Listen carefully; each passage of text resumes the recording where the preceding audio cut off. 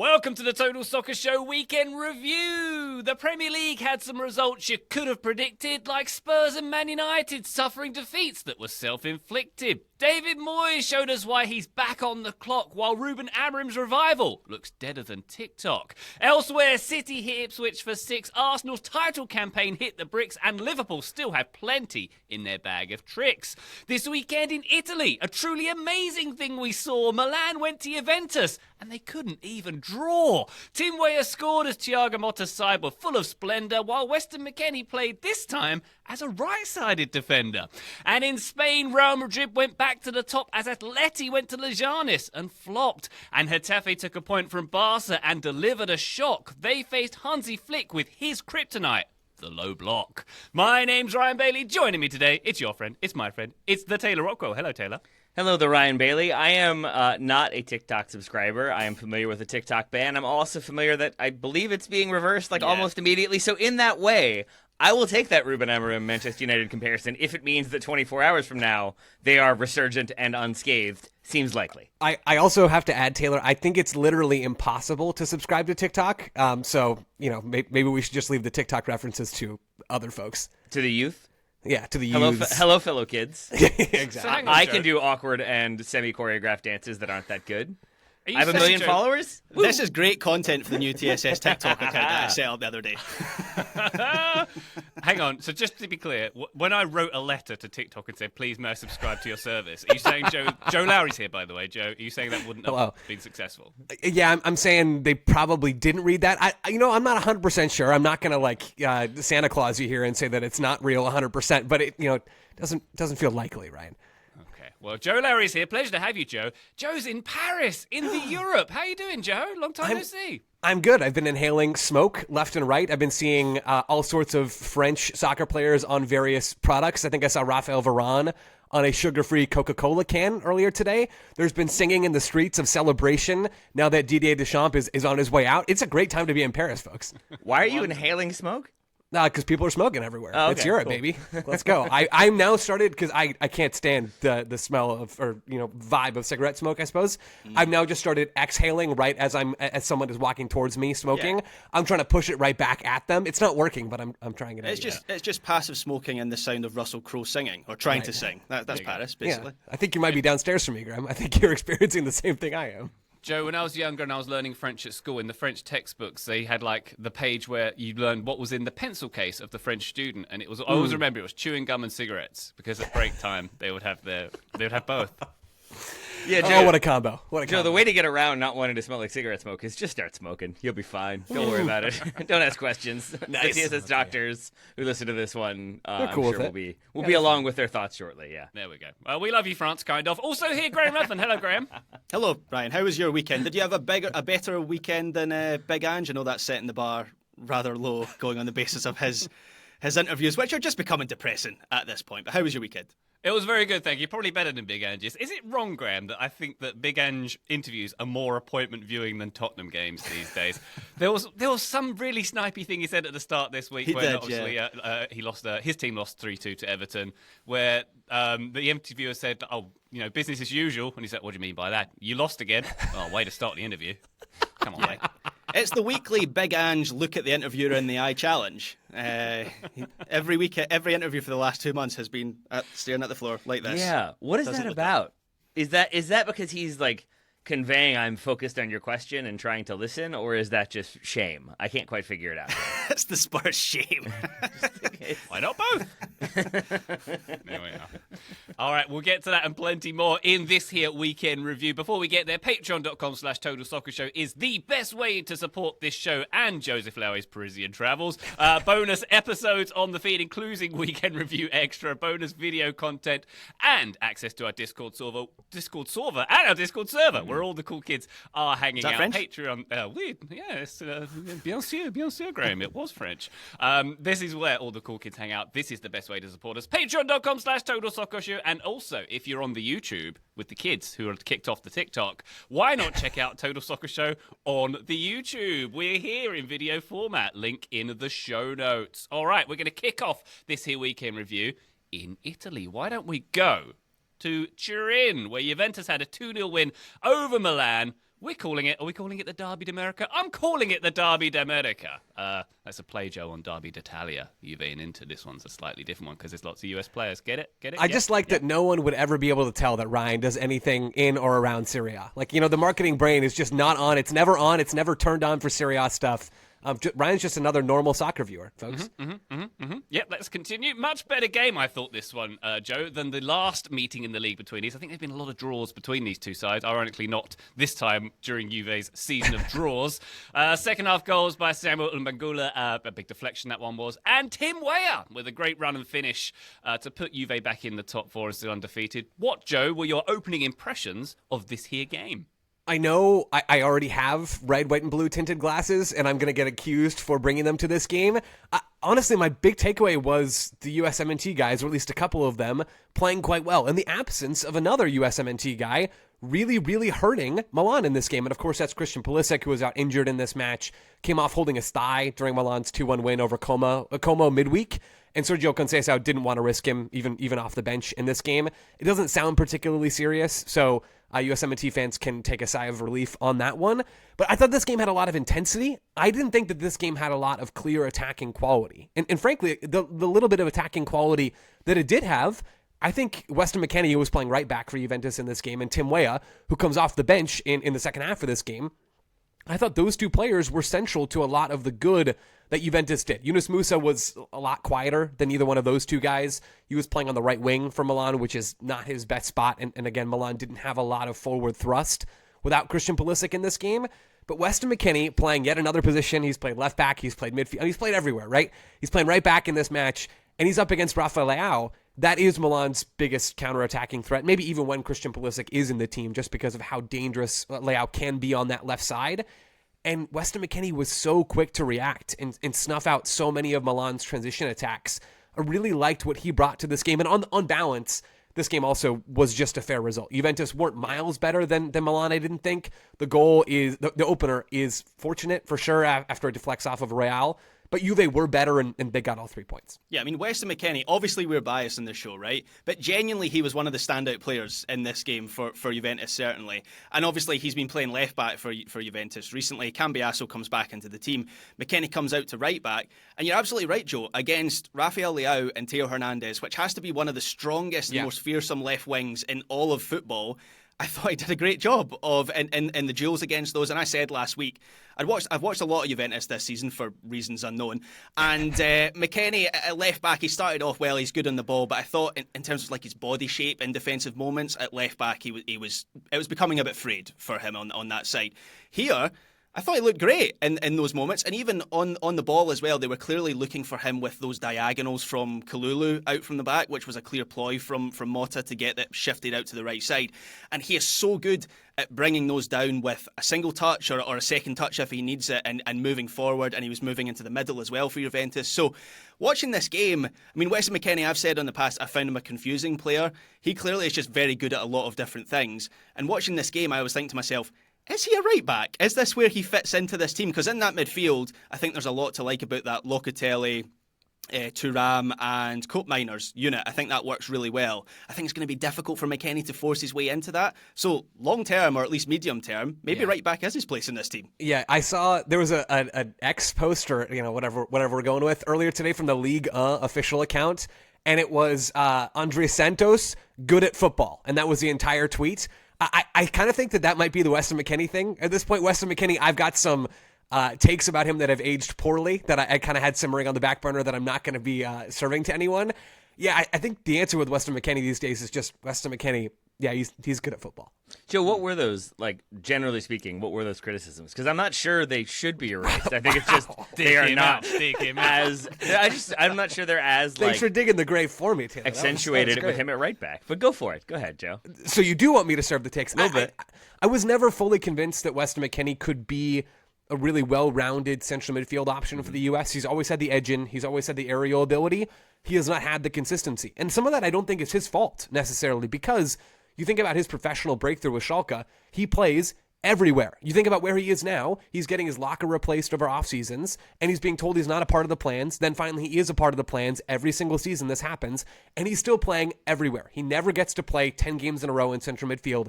So I don't even think this is a Weston McKennie issue necessarily, but it is an issue that he's facing, and I think that has manifested itself in his game as, yeah, sometimes he looks really good. Sometimes he doesn't look like he can receive in tight spots. And we talked about all those things before. And I think a lot of that stuff is still fair. But Weston McKennie is very clearly a guy who can help one of the, maybe Juve aren't quite in this category right now, but one of the better teams in the world. And any take that I may have had about, I'm not sure he's going to be that level of player down the road, that's just been wrong. Well, I still think, though, the concerns you have about him as a midfielder, I think are valid and are legit concerns and probably are why he's playing at fullback. And so to your point and to Graham's point, it feels like maybe he's found a spot where he can kind of accentuate the strengths, minimize the weaknesses, and look like a really strong contributor. And then when you do get those sort of moments of skill, moments of attacking tenacity out of him, or defensive tenacity, he had a few of those in this game too, it just becomes that much more enjoyable. It feels like a similar thing to what we've talked about with Yunus Musa, playing for Milan and for the U.S., where you kind of move him into wider positions. Maybe you're asking him to do less on the ball in a central area where there's going to be more pressure. Maybe he looks a little bit better, though in this game I think he finishes it out as a central midfielder, Yunus Musa. And I'm not sure that looked that great for him either, though I don't think much looked great for Milan in this game. Before we get to Milan, Graham, can we talk a bit more about Juve and what we make of them this season generally? Obviously, just the 13 draws this season, but they're undefeated. They're the only undefeated team in Serie A. What do we make of Motta's Juve? How different is this to Allegri ball? Are we expecting more positivity? Is this a good step in the right direction? What are we thinking? So I think I've watched about 12 of those 13 draws this season. I've watched a lot of Juventus this season, and to be honest, this was the culmination of something for this Juventus team. Talking about this match against Milan, this was the kind of performance that I've been waiting for a while, because as frustrating as Juve have been this season, and there are times when they've produced really boring games and a lot of 0-0 draws, I could still see the building blocks of what Thiago Motta wanted to do. And this match, I thought, was played on their terms. And some of that was down to the way that Milan set up to play on the break, obviously, which is what Conceição likes to do. You look at their starting lineup, and with Pulisic out, there were only two true attackers in that team, Tammy Abraham and Rafael Leao. I know Theo Hernandez is an attack-minded player, but he's a fullback. And actually, I thought it wasn't a bad idea to set up like in that way, because Juve have had trouble breaking down low defensive blocks this season. But I thought there was real purpose to Juve's possession play. They had control, but it was really progressive, and they were punching passes into players forward, and there was a real connection between Locatelli, who I was really impressed with. He was dropping deep to dictate things going forward. Between him and Bangula on the left side, that was a constant threat down that wing. And there was a move in the first half. I've written it down in my notes. There was a move in the first half after 32 minutes where they went all the way back to the keeper. Then they had Kalulu play a quick ball out wide. It might have been McKennie that brought it down. They stretched the pitch. They fed it into Cope Miners, who was in between the space. They got forward. He had options ahead of him. And I think in the end he actually overplays the pass. But that is a Thiago Motta move. That's what Juventus are trying to put together. And I think on the whole, while I take your point, Joe, there's still a dimension missing in that attack. And they made that change at half-time with, was it Yildiz coming off at half-time for Weah, which I think actually was beneficial, and it just gave them that directness in behind. They are still missing a little bit in the attack, but this was easily the best I've seen them play this season. So it was real progress. And a real stark contrast to just 2 weeks ago, these two teams played in the Supercoppa, and Milan won that game. And Juventus came out of that match with real questions about where Thiago Motta was going with this team. So I don't want to be too knee-jerk, because the way that they've been going this season, they'll probably be a revert back to the 0-0 draws next week. I don't know who they've got. Have they maybe got Napoli next week, actually, in Serie A? So that's a big game. But yeah, I found this very, very impressive. I did too, Graham. And I think part of it is just how fluid Juve looked at times, and not even constantly attacking wave after wave of attack, but just that so often when I was trying to figure out their formation and approach, I struggled, because you would sometimes have a back three, or it would look like a back three, but then sometimes that was because Coop Miners was one of the center backs in possession. Sometimes it was Locatelli. Sometimes it was other players dropping in, and there was a real sort of rotation to where the players were when they were building out, when they had the ball at midfield, when they had the ball in the attack. And I think so much of that fluidity becomes natural over time, but is difficult to get going. And that's what we saw with Bologna last season with Thiago Motta, how good his teams were at sort of rotating players in and out and then getting the ball into ideal attacking positions as a result. And to see Juve start to do that and start to look really not quite exceptional, but at least stronger at it. To your point, there are still vulnerabilities in the attack and in missing some of their key attackers due to injury or just poor form. You can see a little bit of what they're going for in pulling opposition players out, pulling defenses out, and then finding those gaps. And I think on the day, it was very impressive. And Joe, just to finish up on Milan, Graham mentioned that Supercoppa game a few weeks ago where you could argue that Christian Pulisic was very much the difference maker for Milan on that day. Was it simply a case here of no Pulisic, no party? It did seem like also Rafael Leao had an off day, and he's been on fire lately. But when he has an off day, it's quite noticeable for Milan as well. Yeah, and especially when that off day comes, as we've already said, with Pulisic not available, I don't think Milan had enough going forward. And again, I don't think Juve had a ton going forward either. So I think there's plenty of work to do on both attacks in this particular case. But when Leao is not firing on all cylinders, I actually thought Theo Hernandez was pretty good in this game, especially going forward. Thought he had some nice moments in the final third, getting to the end line, cutting the ball back. He is a real force to be reckoned with high up the field. But it was just too one-dimensional. It was so tilted towards that left side from Milan because Yunus Musa he's not a threat going forward in a traditional wide attacking sort of way. We've known that about him for a long time since he was back at Valencia. It's not fair to expect him to be that. And Tammy Abraham then couldn't be the counterbalance all on his own off that left side from Milan, or to balance off that left side. So it was a lopsided game plan from Conceição because he was handicapped in what he could actually put out there on the field. There was a reason why Milan sat so deep in that 4-5-1 for so much of this game. They wanted Juventus to create the space for them because they didn't have the attacking pieces to go out there and create that space with the ball themselves. It just wasn't enough in this game. So there we go. Milan sit in 8th in Serie A at the moment. Juventus, I said they were in 4th, they're actually in 5th because Lazio bumped them down on Sunday with their 3-0 win at Verona. To quickly round up the rest of Serie A, Napoli with a 3-2 win at Atalanta. This one, a huge top-of-the-table clash, Graham, between these two sides. Romelu Lukaku with a late goal to keep the league leaders at the top. My observation, Graham, of this game is all the goals were amazing. Like, all of them. Ademola Lookman's for 2-2 was superb. Like, Politano had an absolute rocket in this game. Even Scott McMaradona getting on the score sheet for you.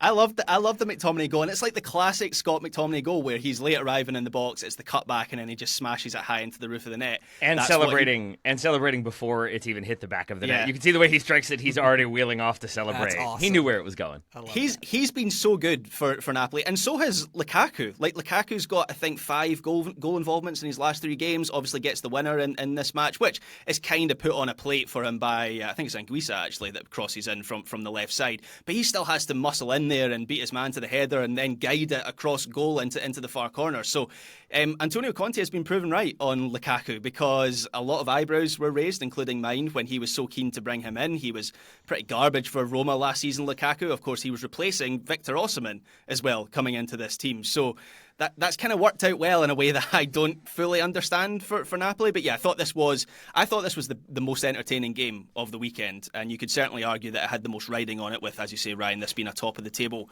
clash, and it swung back and forth, and it was played in an incredible tempo, and Napoli took the points to keep them at the top of Serie A. I don't think Atalanta played bad either. I thought their press was very good, as you mentioned, Ryan. The Lookman goal was excellent. They had a lot of joy down the right side where Bellanova had a good game. It was a blood and thunder game that I enjoyed a lot. And when Napoli returned home, I included this in the newsletter today. There were hundreds of fans waiting for them at the airport to celebrate. So they clearly feel that this was a big result in their season.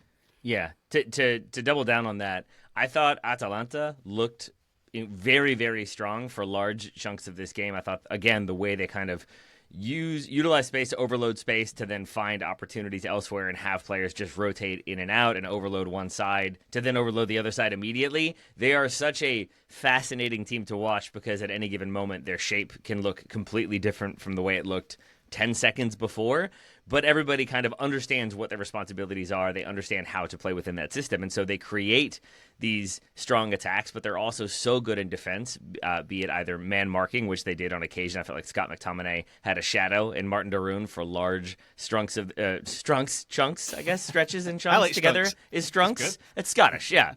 I feel like Graham can just get away with making up words and then pretending like they're Scottish and like you don't know You guys that don't word? have strunks? You guys don't use strunks? Oh, They're always in the first aisle at the store. it You see the together. strunks. Graham's favourite when he goes to get takeaways, some strunks. Yeah. Yeah, you never had a battered strunk? See, it works. All that to say, I thought Atalanta were very fun, very enjoyable, which made the Napoli win that much more impressive because this wasn't one team not showing up and one team doing their job. It was both teams showing up and playing well and getting good goals.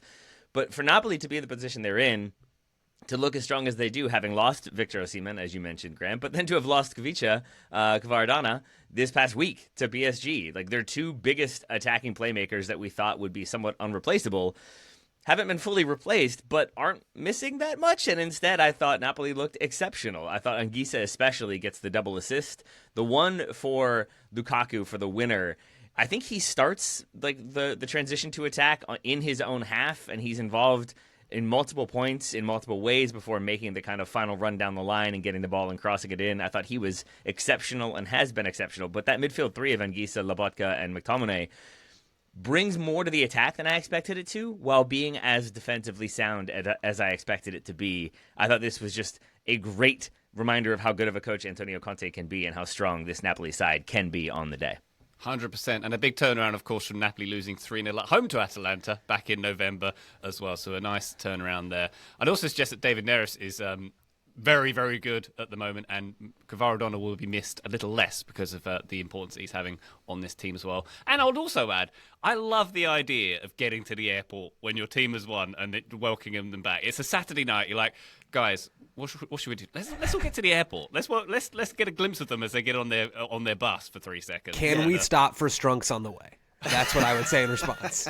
They do a good strunk in Naples. Yeah. Oh, In all seriousness, it's all in the though, water. isn't that the thing? Isn't that the little type of thing that makes a difference if you're going to win the title? Like, I truly think that if you are coming back from a big win like I that, absolutely do not think that. you get up. Well, it depends. Wait, hold on. Let me finish. You get off the I just plane. had to balance out Graham immediately hopping on board. I may man. have misunderstood.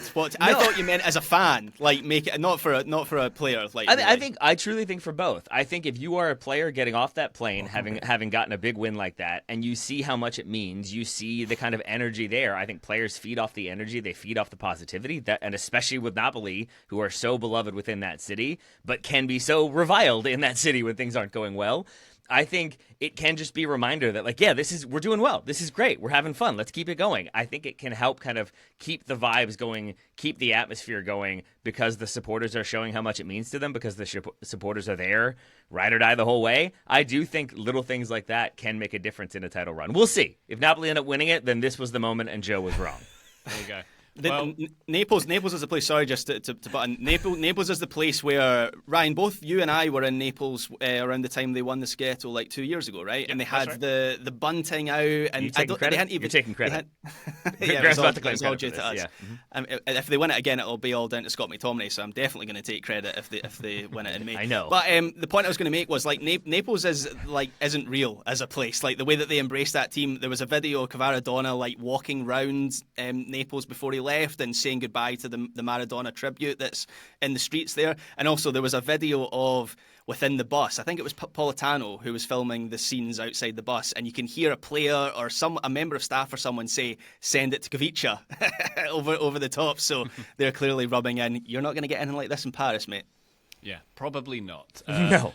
And just on the note of that having a material difference to the team, Joe doesn't even think coaches have a difference to True. the team. I'm not sure he's going to think. I mean, guys we're are like gonna 4 play. layers deeper than I'm willing to go. So- None of this matters though, because Inter are going to win the title anyway. I just want to make that clear. So Okay. I'll set out my stall there. So Where are their American and supporters, Scottish players?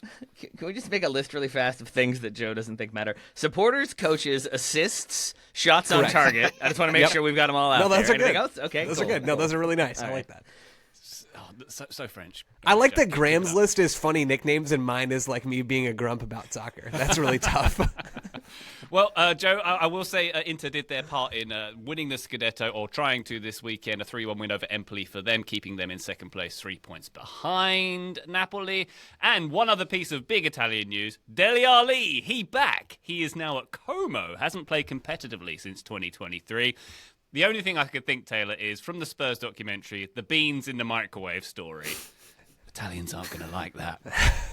I mean, forgot about did that. Brits like that? Like, I don't think anyone No. liked that. His microwaves don't. I guess microwave manufacturers and repair techs enjoyed that for what he was doing to his science oven. But, yeah, I mean, go to Como and I guess get the star treatment. Yeah. If you told me Dele Alli signed for an Italian club, I would maybe take 5 seconds to decide between Venezia and Como before deciding that Venezia have been somewhat more into, like, at least they haven't gone like that level of fashion brand the way Como have. Yeah, that feels like a Como signing.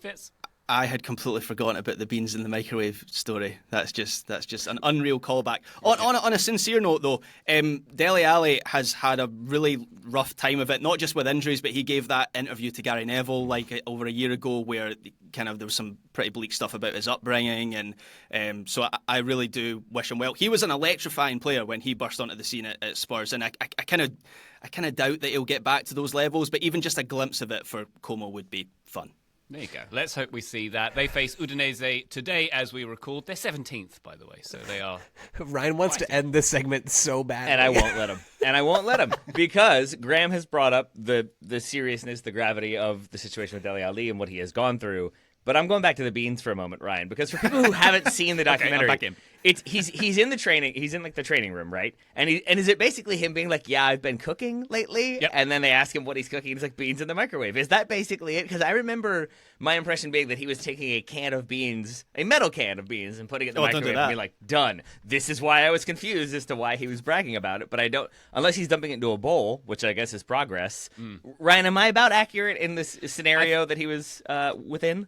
I think we spoke in jest that he didn't open the tin when he put it in the microwave, but his brag was, as you say, Taylor, he was microwaving himself baked beans, and that was his culinary contribution to the world, and he felt that needed to be broadcast on an Amazon documentary. I just remember it being a slight, maybe I'm totally wrong, but I remember it being a slight brag, like, I've been doing some cooking lately, and then like everybody's prepared for him to like, crepes? Like, well, what are you doing? And it's like, beans in the microwave. No big deal. Like, correct. It is not. Unless you are putting metal in there, in which case it becomes a larger deal. All right, time to end this section. Let's take a quick break. When we come back, maybe we'll do a bonus edit on this one. But when we come back, a very consequential weekend in the Premier League. Join us there back shortly. Total Soccer Show, welcome back to the weekend review. To the Premier League we go, more specifically to Goodison Park. Everton 3, Tottenham Hotspur 2. A great win for kind of new Everton manager David Moyes here. Another rough one for Big Ange. 3-0 down at half-time with Tottenham in this one. Graham, they were terrible for the first half once again, and also terrible for a lot of the second half too. Yeah. How long can Tottenham keep this up? How long can Daniel Levy keep Big Ange in the hot seat, knowing that things aren't really changing? This we're going to try and score more goals than you mentality, which I suppose is the aim of the game, but it's not quite working out for Spurs, is it? Sometimes I think I'm doing a lot of reflection on Spurs at the moment, because sometimes I think I'm too dismissive of what has become a disastrous season for them. They are 15th in the table at the moment. We're in late January. That's like more than halfway through the season. Grant, they've lost as many games as Ipswich was the stat I saw, which is stunning. They have lost over half the matches they've played this season. It's kind of unprecedented for a team of that size. But I don't know what the solution is, because that squad was already in a state of transition. Now they're missing 7 starters. I counted 7 players missing from this team through injury who would start. So you've got your 2 centre-backs, Destiny Udogie, Vicario the goalkeeper, Solanke's missing from this game, Brennan Johnson's missing from this game, Bissouma I think is also missing from this game. 7 starters from this team that was already, as I say, in a state of transition. So that's obviously going to make things difficult. And the only thing I can suggest is Postecoglou is the right man at the wrong time for this team, where they don't really need an ideologue right now. It's almost like running before they can walk, and they need someone to grind out results, because in the short term this is becoming really concerning for Spurs. But then that would require them to ditch like their long-term project and go back to the sort of thing that Spurs had with Conte and Mourinho, which his fans didn't like. So I honestly don't know how you fix this besides just waiting for players to come back to the team. It's pretty bleak. That's the whole thing, though, right? I mean, your 2 choices are Big Ange continues to lead this project and he doesn't change how he wants to play because he's in too deep. And also it seems like he really does believe that the way that is going to be most effective for this Tottenham team to play when eventually they're good is to do the things they're doing now, but to do them better. And so you might as well practice those things along the way. That's one path, is that you don't really change anything. The other path is you pay Big Ange a bunch of money to go away, and you hire somebody new, and the players that you have are still injured, and the ones that you have available are either young, in Archie Gray's case, or bad, in the case of many other players on the field in this game. I guess Archie Gray was sort of at the middle of that Venn diagram, wasn't he? Neither option is great. To me, one of them is like way better than the other, and that is the first option. If you fire Big Ange right now, as Graham said, Mr. Calendar himself, we are in late January, like, you're not going to change anything. Nothing meaningful is going to change between now and the end of the season. Tottenham are not going to get relegated regardless. They're going to maybe lose some possible revenue in terms of money that you get for finishing higher up the table, but then they're going to spend that money on Big Ange's contract anyway and have to go pay a new manager. Like, there are no good options. This has been a no good, very bad season for Tottenham, but the primary reason for that, I think if we're all honest with ourselves, is injuries. I don't think there is a single squad in the league that could meaningfully survive or thrive with all of the challenges that Tottenham had faced. Would I be approaching things like Big Ange right now? No, I do think pragmatism absolutely should have already come into play for this Tottenham team. But do I kind of understand what he's doing? And do I understand that Tottenham probably shouldn't let him go? Yeah, I think so. Yeah. Taylor, big problems at Tottenham. What's your take on it? Obviously, they are rife with injuries, but something has to change, surely. I mean, unless you're an Arsenal supporter, in which case I think you're quite happy with the way things are going for Spurs. Otherwise, yes, something should probably change. I am not sure what, though. I think I agree with Joe and Graham that the injury thing cannot be overlooked. I was very quickly coming up with the starting 11. They're missing one additional central midfielder and a right back. But otherwise, you are basically missing their entire starting 11. Like Brennan Johnson has been good for them at points in this season. Dominic Solanke out injured. Timo Werner, that could be your front three. Bissouma and Bentancur are two of your three midfielders. Udogie, Romero, Van de Ven, three of your four defenders. And then Vicario in goal. He's out. Fraser Forster also in goal, and he is also injured. So you can't overlook that. At the same time, the reception certain players get at the end of this game, and I know there is frustration, but to see Son Heung-min like booed and yelled at and called names is not a thing I really expected about a player who I kind of considered to be a Spurs icon. And maybe it's just the result, maybe it's just the day, but there's a part of me that wonders if it is maybe you keep Big Ange and you kind of keep moving players on and you just continue to freshen things up. There's an air about Spurs of like, are they a team of the past? Not necessarily like, are they a bygone team, but more so, is this like a Poch assembled team where there's going to be the high intensity pressing on times, there's going to be the sitting deep and then countering, and it's going to be this kind of high octane team? Is it going to be something different? Is it going to be Ange ball stylistically? I just feel like there's a mishmash of situations right now, and to Joe's point, I don't think changing the manager is going to do anything. Look at what Manchester United have done with bringing Ruben Amorim, which I still think was the smart choice. But it's mid-season. I think he's had still only like 7 training sessions or something like that, Amorim, since he took over. I'm not sure that's going to make a huge impact if Spurs bring in a new manager to steady the ship. And to Joe's point, if you steady the ship, it means you're finishing 10th. Like, I don't know if that's worth the tumult right now. I think it's worth kind of reevaluating in the summer. Having said all that, it was still so stark to see this Everton team in the first half. I mean, this is an Everton team who have failed to score in 9 of their last 11 games. Only Southampton have scored fewer goals than them. In 2024, they were the Premier League team that scored the fewest goals of any team. And all the chat of them this month is about bringing in attackers because their attack is so incredibly weak. And yet for 45 minutes, they ragdolled Spurs defensively. It was unbelievably easy for them to create chances. And Ange did actually go to something a bit different in this game. It was a back three with wing-backs. But if anything, I thought it made Spurs even more defensively vulnerable, where there was so much space for Everton to stride into between the midfield and the defence. And Iliman Ndiaye had a field day. I thought he was incredible in the first half. Dominic Calvert-Lewin, who is a striker who doesn't score goals, all of a sudden looked like Alexander Isak in the number 9 position for Everton. So, things can be two things. He still missed an opportunity. He still looked like Dominic Calvert-Lewin in a couple of moments. But his goal was nice, and he was a threat, which has not been the case for Dominic Calvert-Lewin for a long time. So things can be two things. Yes, all that stuff about Spurs, injuries, maybe not ditching the long-term project, but I have to, I can understand, I can contemplate Spurs fans watching that first half must have been thinking, what on earth is going on with this team at the moment? Yeah, I mean, I think there's a world in which if some of these youngsters continue to play, continue to start for Spurs, and these are the kind of growing pain reps of, we finished like 11th or 12th that season, and it was really rough, but we played in a style similar to what we have been playing. We learned a lot, and now the next season, here we are with a ton of reps, a ton of experience, and we are good to go.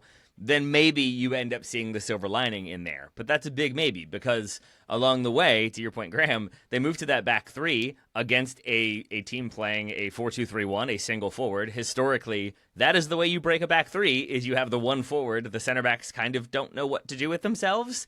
And if they're not disciplined enough, maybe go roaming, maybe step out when they shouldn't, and that's essentially how the second goal happens, is Archie Gray just over-pursues, gets beat by a wall pass, and now Njai is in behind and has no problem taking on Dragusin and scoring.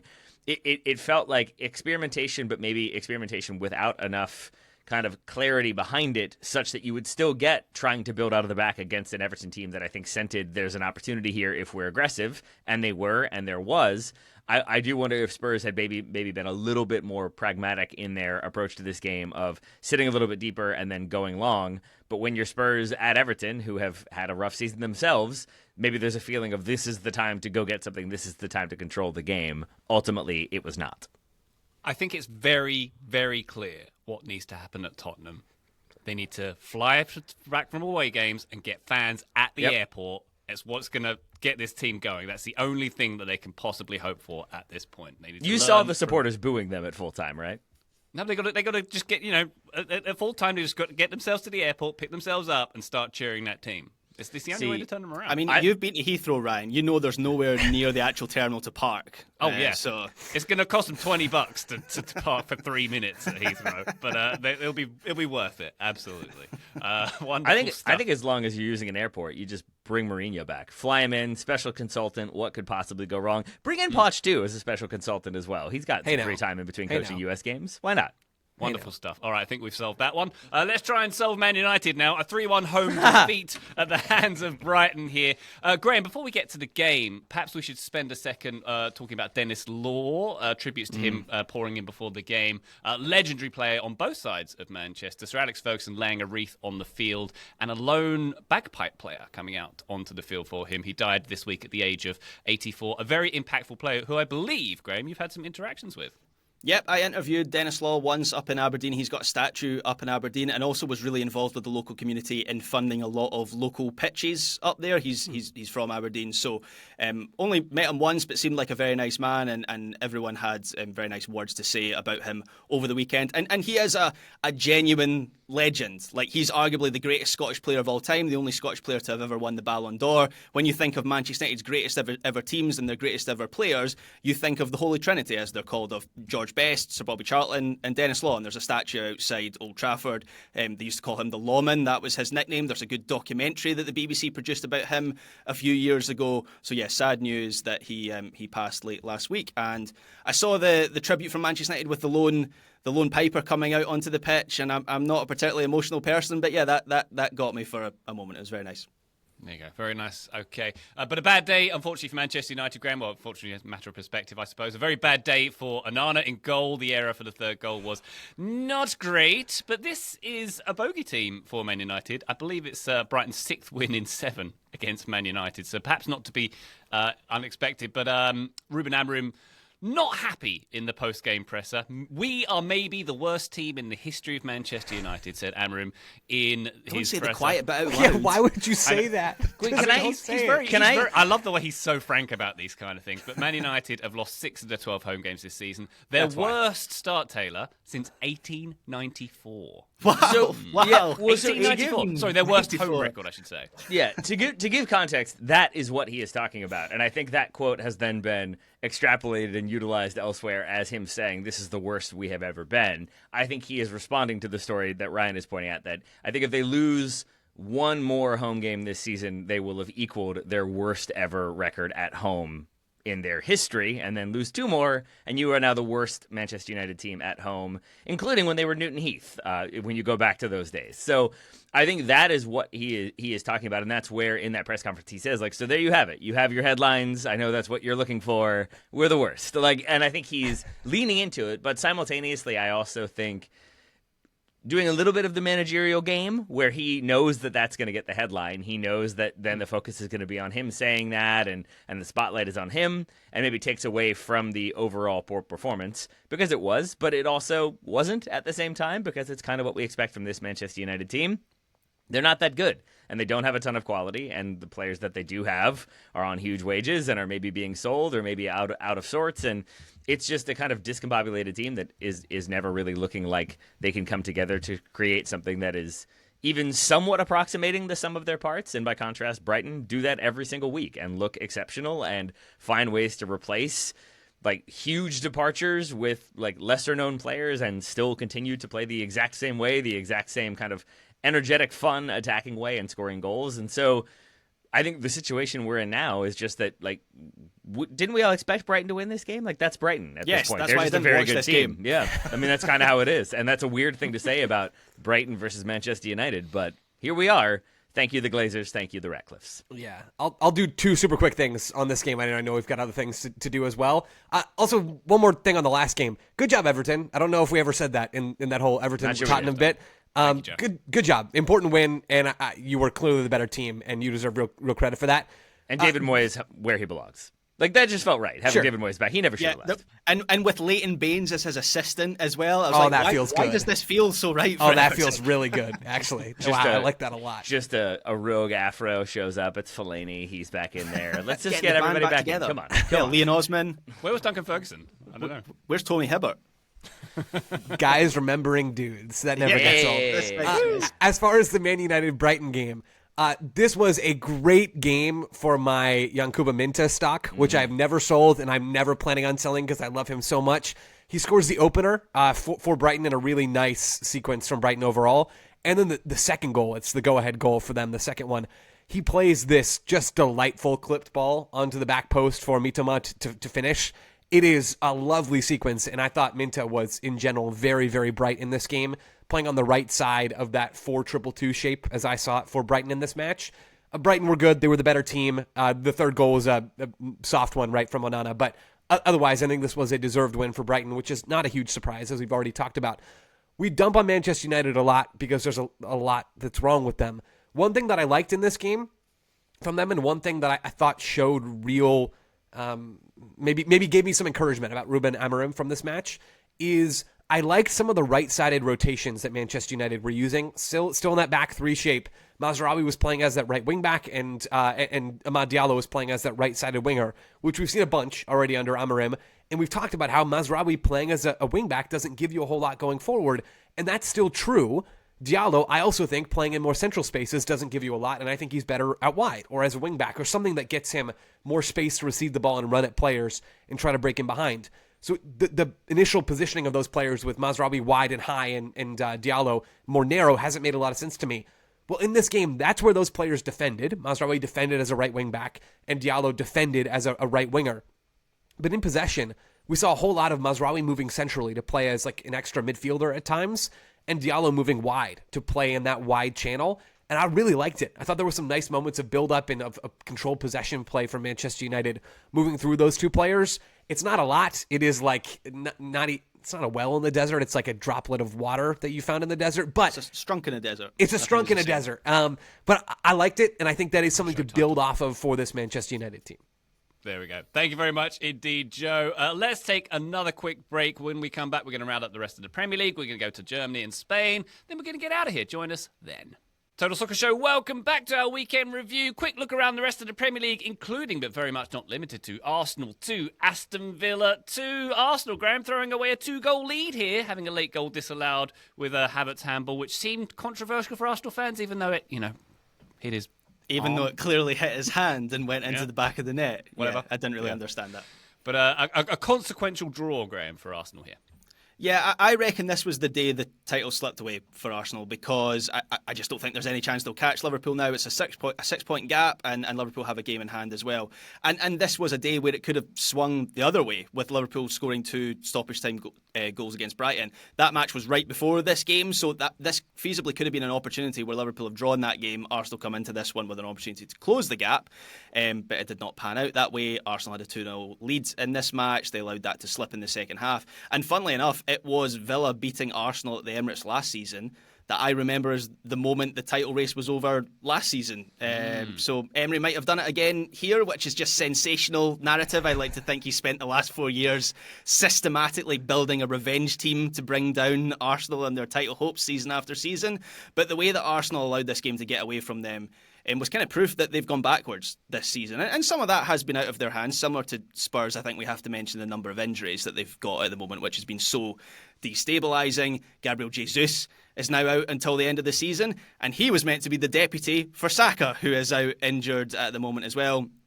Ethan Nwaneri is out injured. He was another player who'd come in on that right side. And for this match, there was no William Saliba. And we've seen in the past just how vulnerable Arsenal can be when he's missing. In fact, 2 seasons ago, he got injured for the last couple of months of the season. And that was the moment that the title race ebbed away for them. And I saw Jordan Campbell, who writes for The Athletic, tweeting about how fluid, I guess, Arsenal's lineup has been this season. And I mean that in a negative sense. So no right back or left back has managed more than 5 games in a row. This is all from Jordan Campbell's post. 16 changes at number 6 in the last 17 games. 8 changes at right wing in the last 9 games. This was the 11th back 4 and 13th different midfield combination that Arsenal have had in just 22 league games. So this is a team that hasn't been allowed to build any sort of momentum, and I think that has shone through in the unevenness of their performances, this being one of them. Sounds like Juventus shuffling the deck with their McKennie piece all around the board as well. Very interesting. No, Arsenal wish they had Wes McKennie. They'd be top of the table with him. What do you think, Taylor? Would Arsenal have closed that 6-point gap if they had Weston McKennie filling in every position they need? Yeah, that's it. That's all you need. Put him in all 11 positions. You win the title. Very good. Excellent stuff. Or get relegated, one or the other. Well, looking at the team who are very much in the catbird seat, as Joe likes to say, to win the title, Liverpool with a 2-0 win at Brentford. Substitute Darwin Núñez with stoppage time brace to help Liverpool maintain that lead at the top. Liverpool dominating much of this game. Graham, were you celebrating? Were you running to the airport to find where Núñez was to celebrate with him? He's your boy, right? I mean, I was almost on the way to the airport. If I'd known he'd be at the airport and he wasn't getting sold to another team in the January transfer window, then yeah, I might have met him there, because I love Darwin Núñez. And I hope this is a catalyst for him. First of all, I should say, Liverpool's goals, they don't come until stoppage time of this game. But they were by far and away the better side in this match. They had the most shots. I had to double check this little fact. They had the most shots of any team in Premier League history since 2004, and the most shots of any away team in Premier League history. 38 shots, I think they had in this game. So they were relentless in this game with their energy and willingness to get players forward into the attack. And we saw that for the winning goal, where I think there are 7 Liverpool players inside the box or right on the edge of the box. And then for the second goal as well, they don't just shut up shop and protect the 1-0 lead. They send players forward on the break, and it's Darwin Núñez who finishes that one off as well. And yeah, I hope this is a catalyst for him, because he's one of the few Liverpool players who seems to have regressed this season. I don't know if that's down to the way Arne Slot wants him to play or something else. But I will die on the Darwin Núñez-shaped hill that he is still a useful player to have around. And you can see in the celebrations, he's a popular player within that dressing room. His teammates were really happy for him. And Liverpool have apparently rejected, I was joking at the top of this segment about him leaving, apparently they've rejected bids for him in this window. So they're not giving up on him either. Wow. Perhaps, Graham, we also shouldn't give up on Man City. A 6-0 win at Ipswich for them. They back? We good now? All good? I mean, potentially. They're on an unbeaten run of 5 matches, 3 wins in those last 5 games. So they have certainly steadied themselves. And I watched this match live, and it was utterly dominant. And yes, it was against Ipswich Town, but it was only a month ago that City were struggling against every team that they faced in the Premier League. So there has been progress. I thought Jeremy Doku was the star of the show here down the left side. Poor Ben Johnson and Ben Godfrey on his debut after signing for Atalanta as well were just absolutely torn to shreds on that side. And then on the other side, Phil Foden was making really intelligent runs into the middle to get on the end of passes from Kovacic and De Bruyne, who gave City the sort of control in the middle that they haven't had or they weren't having a month ago. I think Kovacic coming back from injury has made a big difference there.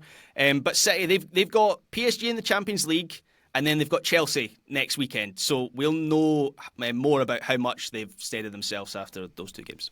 We shall see. Another couple quick games to round up. Leicester with a 2-0 home defeat at the hands of Fulham. A 7th straight Premier League loss for Leicester, who remain in 19th. Looked all over the place at the back in this one. Oh dear for Ruud van Nistelrooy. Nottingham Forest, they power on. A 3-2 win over Southampton. Chris Wood at it again. He can't stop scoring.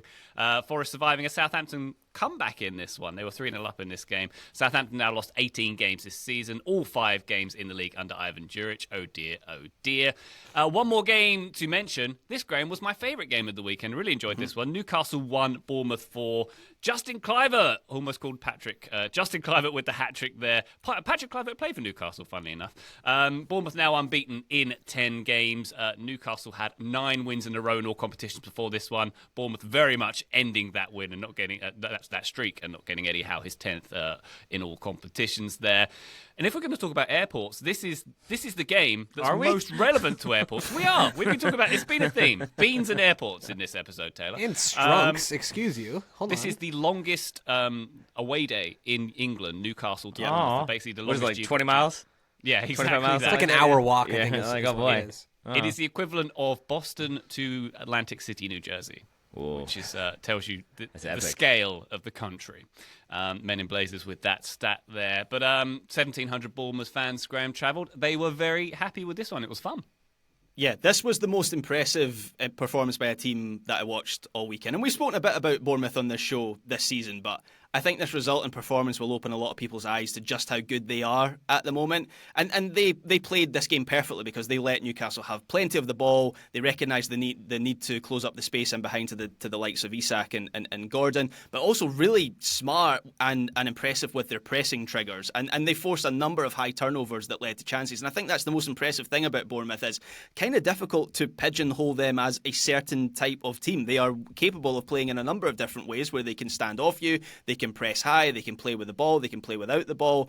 And when they got into the attack, they were so sharp and so quick with their decision-making. Of course, Justin Kluivert was the star man in the attack. Funnily enough, he's now scored more goals at St James's Park than his dad ever did, despite Patrick Kluivert playing a full season for Newcastle United.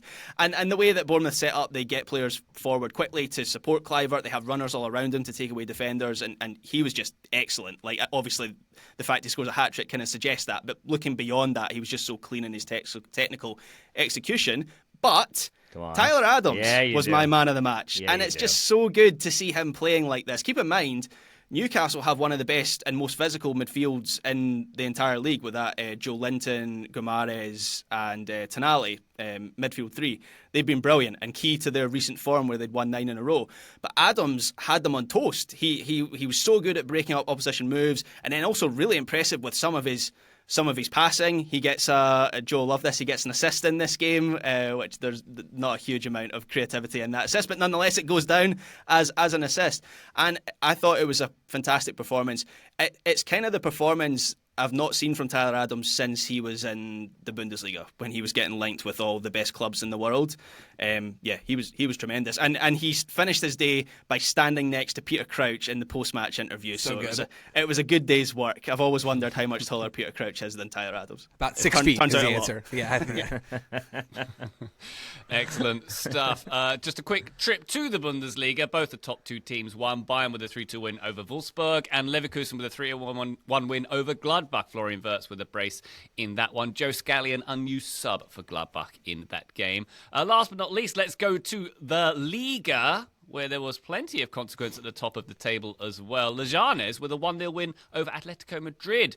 Leganes being a fairly local team to Atleti, of course. They had a 15-game winning streak coming into this game, Graham, and it was over. Antoine Griezmann missing a penalty quite badly. I'm going to call it a soft penalty. Can I do that? It seems soft. Sure, it's up to you what you call it. It was a bit soft. But Leganes, of course, they beat Barcelona before Christmas, so they've already upset the order at the top of La Liga. And they're a very good team at stopping opposition sides playing and then playing out on the counter-attack, Leganes, which is exactly what they did to Atleti. They kind of out-Atletico Madrid. But they've been on a 15-game winning run, so I guess that had to come to an end at some point. They're still in a good position, Atleti. They are indeed, but they're not top. Real Madrid are now by 2 points because of their comeback 4-1 win over Las Palmas. They were behind Madrid after, 25 seconds in this one? But they came back, obviously. Mbappe with a nice first-time finish for the 3-1 goal in this one, Graham. And it was Fabio Silva who scored the Las Palmas goal. You know the Ian Wright meme of "he's alive"? That was me watching this game. Fabio Silva had completely forgotten about him. But Real Madrid came back pretty strong. I think 4-1 up by half time. I think their 4th goal was in the first half. Kylian Mbappe is cooking at the moment. 2 goals in this game, 4 goals in these last 3. His movement is, I mean, all this stuff we know about Kylian Mbappe, but there were questions at the start of the season. His movement is so good. He's linking up really well with Brahim Diaz on the right side. And then most notably in this match, Rodrigo on the left. He doesn't get many opportunities to play in the left wing. But obviously with Vinny out suspended, he gets that chance. I thought he was excellent. And then the midfield unit of Ceballos and Valverde, with then Bellingham in a free role. I think that's all working very well too. The balance of this team is there in a way that it wasn't for the first couple months of the season. Vinicius Jr. I think is back for the next game after suspension. So this is he's the final piece of the puzzle for Real Madrid. If they can find a way to fit him in, then happy days. But otherwise, it feels like maybe a problem in waiting that they wish they didn't have, which is strange to say of a player who's potentially one of the best in the world. There you go. I gave a very good post-game interview in Spanish as well. Really good Spanish, if you caught that one as well. Who did? No, sorry, I'm talking about Mbappe there. Sorry, excuse me. I went back to Mbappe, who I don't know how good Jude's Spanish is at this point, but better than Gareth Bale's. That is safe to say, I think, Joe. Indeed. Elsewhere in Real Madrid land, Florentino Perez re-elected as Real Madrid president for the next 4 years after being the only candidate for election. Congratulations to Florentino for that one. One last game to go to. Getafe 1, Barcelona 1. Getafe earning a draw with 22% of possession here. Is what's happening at Barcelona, Graham? Are things bad right now? Yeah, it's a funny one. I mean, first of all, this fixture is always a nightmare for Barcelona. They haven't won at the Coliseum away to Getafe in the league for 5 years. 2019 was the last time they won away to Getafe. And obviously that run was continued by Saturday's game. And it kind of always follows a familiar pattern where Getafe, they gum you up. They stop you building any kind of tempo and rhythm. They break the game up. They sit deep. They play in the counter, and that's what they did here. But Barcelona, yeah, they were pretty poor. And coming just a week after they were so brilliant against Real Madrid in the Supercopa when they completely dismantled them, and I thought that was the best performance of the season so far.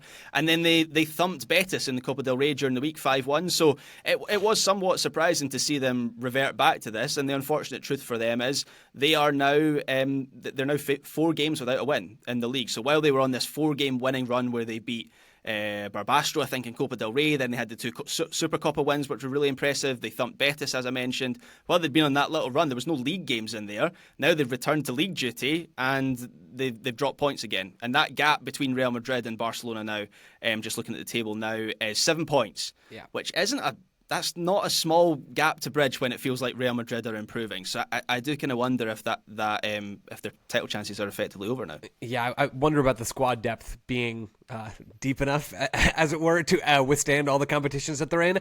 All those concerns are real, and Barcelona are probably not going to win the title. It doesn't matter. Go watch that Pedri assist that he has to Jules Koundé in this game, because it's the best pass you'll see all weekend, and that's all you need. Don't worry. Yeah, that is all you need. Don't worry about every single other team figuring out that Hansi Flick struggles against a low block. Just go watch that Pedri assist. Correct. There we go. Excellent stuff. That hereth concludes our weekend review. Taylor Rockwell, thank you very much indeed for your contributions to said weekend review. Thank you very much, Ryan Bailey. I'm on the way to the Charlotte airport to applaud you whenever you happen to be passing through. Yay, I'll let you know. Joe Lowry, thank you very much indeed. We'll all be there at the airport when you come back to the Republic of Arizona. Thank you. Oh, I can't wait. It'll be great to see you guys. Graham Ruthven, pleasure as always with good Ben. Hope you're at an airport or discussing beans again soon. Thank you, Ryan Bailey. Will there be strunks at the airport? If there is, I'll be there. There are always trunks at the airport. Remember that. That's what they say. Listener, we hope you get your strunks in today. Thank you very much for joining us on this feed. We'll be back very shortly, but for now, bye!